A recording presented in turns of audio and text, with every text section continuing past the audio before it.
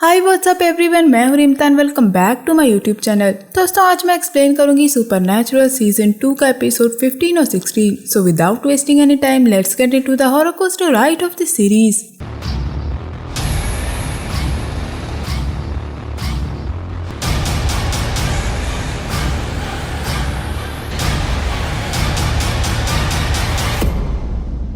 Crawford hall के बाहर हम एक कॉलेज को देखते हैं जहां एक प्रोफेसर जा रहा होता है। तभी उसे एक यंग लड़की दिखती है और प्रोफेसर उससे पूछता है कि क्या वो खो गई है, जिसके जवाब में वो कहती है कि नहीं। वो कहती है कि वो प्रोफेसर का ही वेट कर रही थी। प्रोफेसर को लगता है कि ये लड़की उसके क्लास में है। वो लड़की प्रोफेसर से कहती है कि शायद उसने उस लड़की को नहीं पहचाना। प्रोफेसर उस लड़की से कहता है कि आज उसके ऑफिस आवर्स नहीं है और वो बाद में आए, लेकिन उसके कहने पे प्रोफेसर मान जाता है और उसे अपने ऑफिस में बुलाता है। प्रोफेसर के ऑफिस में वो लड़की एक बुक में उसकी फोटो देखती है और कहती है कि कितनी अच्छी फोटो है, जिस पे प्रोफेसर कहता है कि वो पुरानी फोटो है और पूछता है कि वो उस लड़की के लिए क्या कर सकता है। और वो बताती है कि वो उस प्रोफेसर की स्टूडेंट नहीं है। जिस पे प्रोफेसर पूछता है कि अगर वो उसकी स्टूडेंट नहीं है तो वो यहाँ क्या कर रही है। जिस पे वो लड़की कहती है कि शायद उसे यहाँ से जाना चाहिए, लेकिन प्रोफेसर उसे रोक लेता है और कहता है कि वो समझ सकता है कि वो कैसा महसूस कर रही है, क्योंकि प्रोफेसर का मानना है कि वो उस कॉलेज में एक सेलिब्रिटी की तरह है। और प्रोफेसर उस लड़की से कहता है कि वो बहुत सुंदर है और वो उसकी रिस्पेक्ट करता है। जिसके बाद वो उसको किस करने लगता है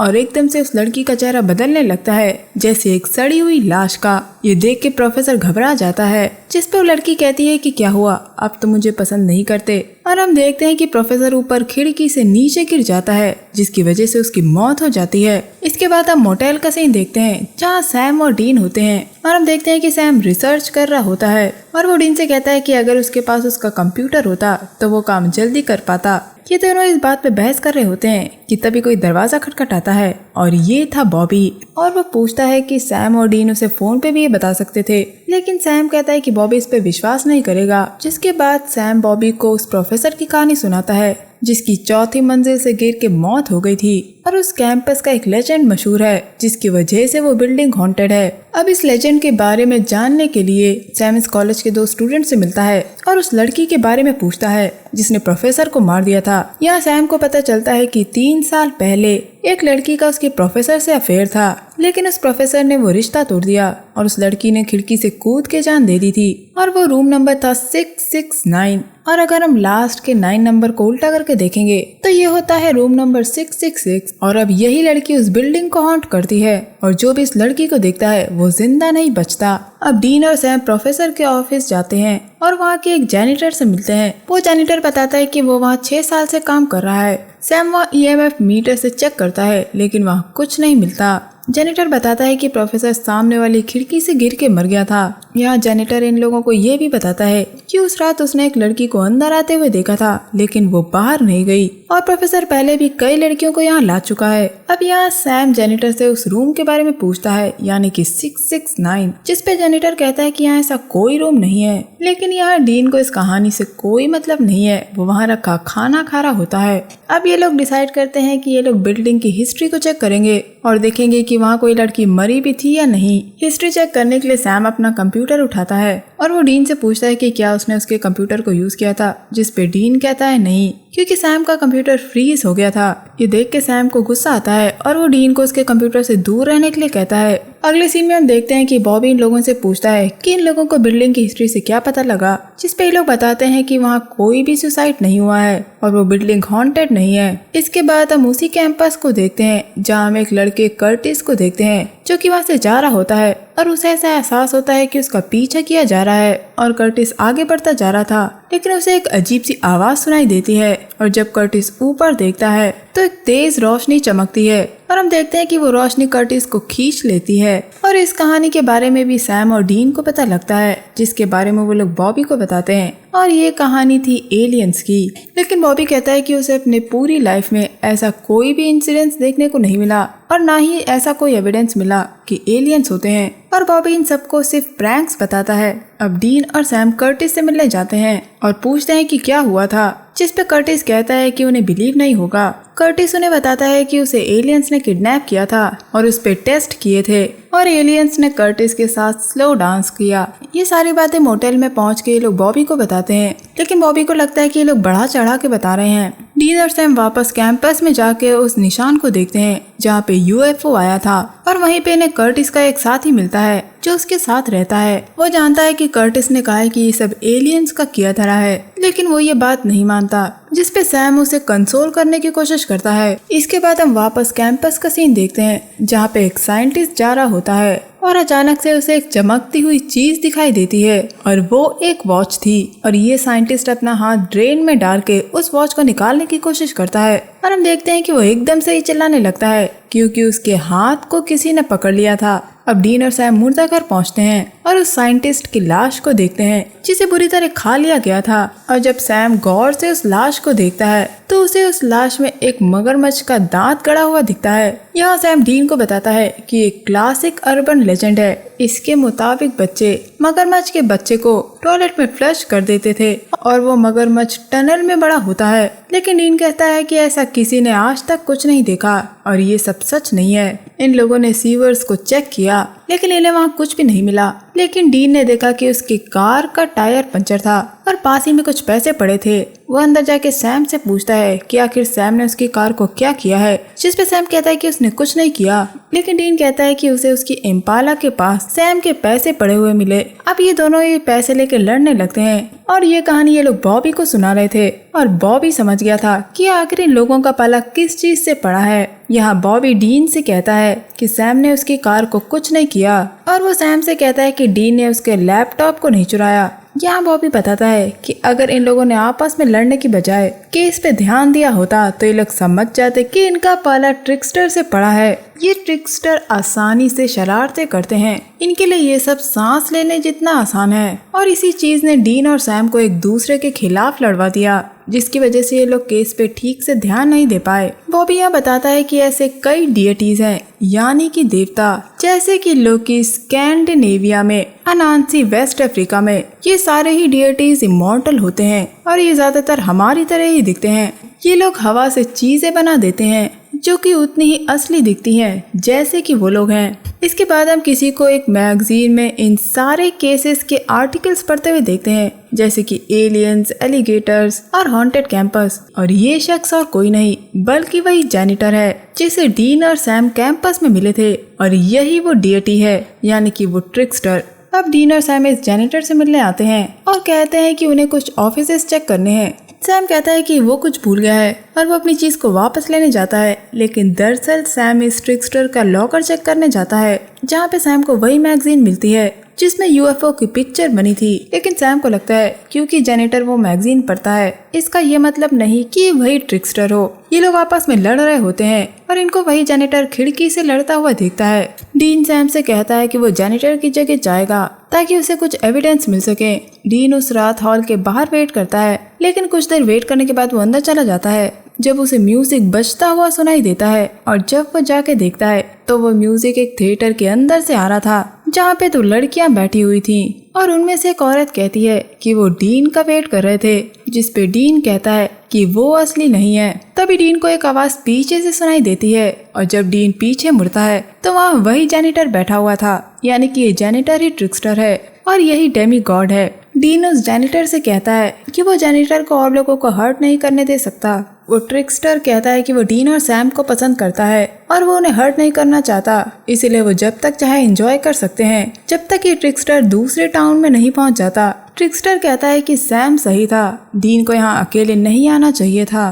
और तभी वहाँ हम सैम और बॉबी को आता देखते हैं और जो लड़ाई सैम और डीन ने उस कैंपस के बाहर करी थी जब ट्रिकस्टर उन्हें देख रहा था, वो दरअसल इन लोगों की एक ट्रिक थी ताकि वो लोग इसे यहाँ फंसा सकें। तब यहाँ ट्रिकस्टर कहता है कि क्या वो असली ट्रिक देखना चाहेगा और तभी वहाँ एक आदमी चेन सॉ लिए आता है जो सैम को मारने के लिए जाता है, जिसके बाद इन लोगों के बीच में लड़ाई शुरू हो जाती है। तभी लकड़ी का एक टुकड़ा जो डीन अपने साथ लेके आया था सैम डीन की तरफ फेंकता है और डीन उसे उस ट्रिकस्टर के अंदर घुसा देता है, जिससे वहाँ सारे ही लोग गायब हो जाते हैं और वो ट्रिकस्टर मर जाता है। लेकिन ये ट्रिकस्टर की एक चाल थी और ट्रिकस्टर अभी भी जिंदा था। इसके बाद हम मॉली और डेविड नाम के एक कपल को देखते हैं जो कि कार ड्राइव करके जा रहे होते हैं और वो हाईवे पे खो जाते हैं। डेविड को यकीन है कि वो लोग हाईवे 99 की तरफ ही जा रहे हैं। लेकिन तभी उन्हें हाईवे 41 का बोर्ड दिखता है और यहाँ हमें पता चलता है कि आज इन लोगों की एनिवर्सरी है। जिसके बाद हम डेविड को मजाक करता हुआ देखते हैं। जिसके बाद डेविड को सड़क पे कुछ नजर आता है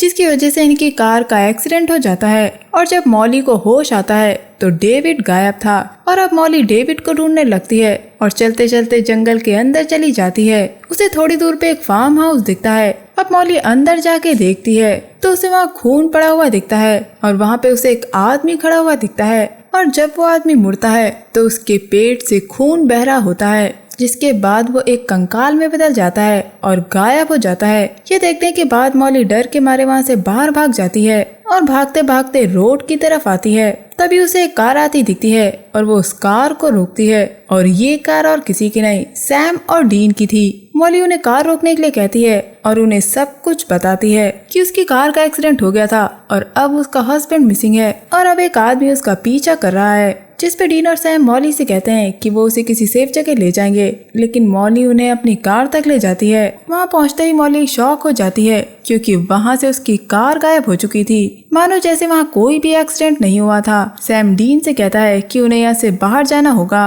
क्योंकि वो आदमी कभी भी वहाँ पहुँच सकता है, लेकिन डीन कहता है कि अगर इन लोगों ने मॉली को सच बताया तो वो यहाँ से भाग जाएगी। यानी कोई तो ऐसा सच है जो ये लोग मॉली को नहीं बता रहे हैं। ये लोग मॉली को कन्विंस करके अपने साथ ले जाते हैं। ये लोग जा रहे होते हैं जब रेडियो गलत ढंग से चलने लगता है और एक गाने पे जाके रुक जाता है और ये वही गाना था जो मॉली और उसका पति कार क्रैश होने से पहले अपनी कार में सुन रहे थे। तभी हम उस गाने के बीच में किसी की आवाज सुनते हैं जो कहती है शी इज माइन और डीन को वो आदमी उसकी कार के सामने खड़ा हुआ दिखता है, लेकिन डीन बिना झिझक के कार उसके ऊपर चला देता है और वो आदमी हवा में गायब हो जाता है और थोड़ी दूर जाके कार खराब हो जाती है। अब डीन और सैम अपनी कार से कुछ वेपन्स लेते हैं। ये देख के मॉली काफी घबरा जाती है और वहाँ से जाने लगती है। तभी डीन मॉली से कहता है कि ये कोई कोइंसिडेंस नहीं है कि मॉली उन लोगों से आके मिली, क्योंकि डीन और सैम इसी आदमी को ट्रैक करने के लिए इस सड़क पे जा रहे थे जो कि इनके हिसाब से जोना ग्रीली है,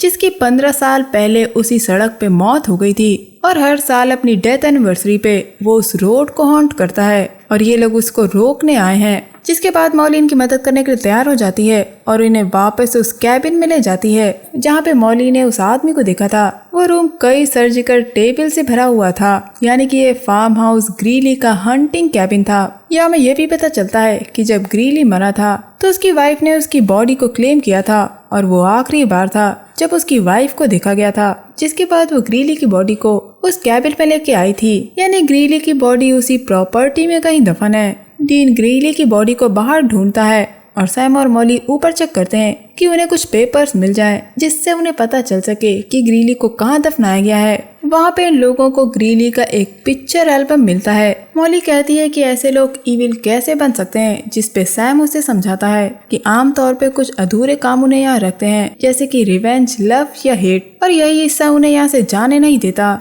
तभी डीन आके इन लोगों को बताता है कि उसे कुछ नहीं मिला। तभी ड्रेसर के पीछे की दीवार में इन्हें एक दरवाजा दिखता है जो कि एटिक की तरफ जाता है। ये लोग दरवाजा तोड़ के अंदर जाते हैं तो उन्हें वहाँ ग्रीली की वाइफ का कंकाल मिलता है जिसने खुद को फांसी लगा ली थी क्योंकि वो अकेले नहीं रहना चाहती थी। अब डीन और सैम ग्रीली की वाइफ को बरी कर देते हैं। अब सैम डीन से कहता है कि उन्हें मॉली को डेविड के बारे में सच बता देना चाहिए, लेकिन डीन प्लान के मुताबिक चलने के लिए कहता है और अचानक से वहाँ वही सॉन्ग प्ले होने लगता है जो कि कार में बज रहा था। तभी वहाँ ग्रीली आता है और मॉली को अपने साथ ले जाता है। अब सैम और डीन ऐसा कुछ ढूंढते हैं जिससे उन्हें पता चल सके कि ग्रीली की बॉडी कहाँ है। तभी सैम को फोटो एल्बम में एक फोटो दिखती है जो कि ग्रीली की एक्सीडेंट से 2 हफ्ते पहले ली गई थी। तभी सैम देखता है कि उस फोटो में वो पेड़ गायब है जो कि इस वक्त उस कैबिन के पास है। तभी सैम डीन को बताता है कि पुराने जमाने में लोग ग्रेव मार्कर के तौर पे एक पेड़ लगा दिया करते थे, यानी ये पेड़ वही है जहाँ पे ग्रीली की बॉडी है।